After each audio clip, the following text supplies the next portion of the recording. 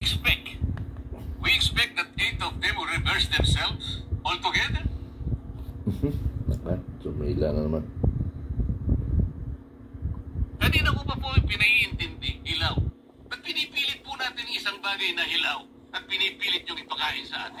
Pagka sinabi po bang lahat po ng members ng Supreme Court, 15 of them, unanimous. Kasi po, baka division lang yan, 5 lang yun. Hindi po bank yun. Yes, but I am asking for qualification, Mr. President, whether these are bank decisions and whether or not they were characterized by... Sabi ko rin na po kanina, ang bank decisions po ito. Whether or not... Sige, tingin. Salamat po, Mr. President.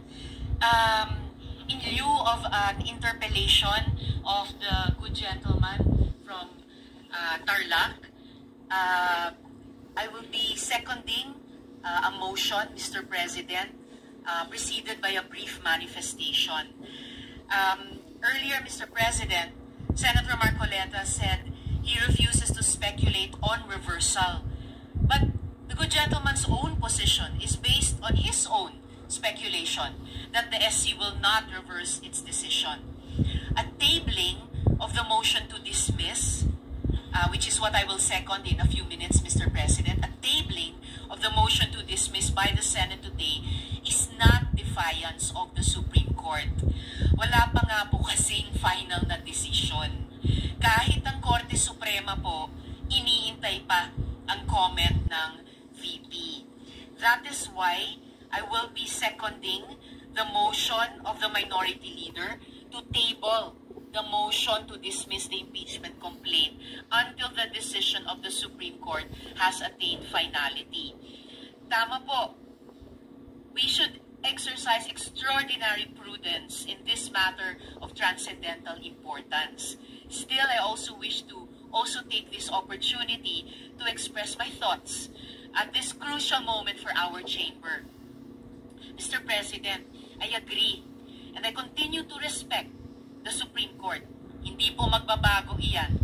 But, Mr. President, hindi naman po ibig sabihin ng respeto ay pananahimik. Lalo na kapag inisip natin kung gaano kalaki ang nakataya dito. Magkaiba rin yung rumerespeto at yung bulag. Kaya naman, I will not be choosing silence, nor will I be turning a blind eye in the face of clear and unmistakable injustice. I am encouraged by the words of brave professors of the UP College of Law who in 2010 issued a sharp critique of the Supreme Court decision, Vinuya versus Executive Secretary, which said, the court cannot regain its credibility and maintain its moral authority without ensuring that its own conduct, whether collectively or through its members, is beyond reproach. So, in the context of the SC decision, Duterte versus House of Representatives, I believe we need to shed light on some concerns which former justices and constitutional framers themselves, some of whom are here this afternoon, Mr. President, have underscored. Una, the Supreme Court decision was based on critical factual errors. At binanggit na rin po ito ni Minority Leader. And this has since been pointed out by no less than retired Senior Associate Justice Antonio Carpio. For example, the decision said that the February 5 impeachment complaint was transmitted to the Senate without a plenary vote in the House. A simple check of the records, specifically House Journal number 36, shows that this is false. Walang haka-haka. Those official records are plain for anyone to see. Sabi tuloy ni retired Chief Justice Renato Espuno, na siyang chairman ng Philippine Constitution Association, the Supreme Court was faced with a famine of facts necessary to make a decision invulnerable to constitutional assaults. Pangalawa, actions already taken under a prior and valid interpretation should be recognized as legally effective. Yan naman ay mula kay retired Justice Adolf Ascuna. The House of Representatives was operating under the regime of the legal doctrines in Francisco and Gutierrez, which held that the initiation of impeachment proceedings begins from referral. Kung unconstitutional pala na sundin ang legal doctrines, in the words of Justice Ascuna, that is legally unfair. Paano nga naman unconstitutional kung sinunod lang nila ang patakaran ng mismong Korte Suprema? Dagdag pa po sa isang desisyon nitong 2020 lamang, Madreo versus Byron. Sabi ng Korte na kung may pagbabago sa doktrina at interpretasyon ng batas, dapat prospective ang aplikasyon nito. At ang pangatlo at huling punto, mistulang nadagdagan ang requirements sa proseso ng impeachment na hindi naman nakasaad sa ating saligang batas. These new limitations, Mr. President, are not found in our fundamental law. Wala yan sa konstitusyon at kontra yan sa accountability. One disturbing example, sabi ng desisyon, kailangan daw na isumite na ang bawat ebidensya laban sa opisyales sa pag-file pa lang ng complaint sa House. Dapat ba naka-attach na ang bawat bank slip, public record o testimonya ng witness na ihaharap kahit wala pa silang proteksyon ng Senate Impeachment Court? Ang tanong tuloy ng marami, realistic ba yan? Paano kung ang impeachment ay laban sa mataas na opisyal na kayang-kayang magtago ng ebidensya o manakot ng mga potential witness? Bakit humaba yata ang checklist ng proteksyon para lang sa impeachable officials? Samantalang ang taong bayan na nagtatanong, na naniningil ng pananagutan, sila pa ang pinahirapan, sila pa ang nadagdagan ang requirements. Ayon sa Korte Suprema, an official facing impeachment does not stand to lose fundamental constitutional rights such as life, liberty, or property. Hindi buhay, kalayaan, o pag-aari ang inihahabla sa impeachment.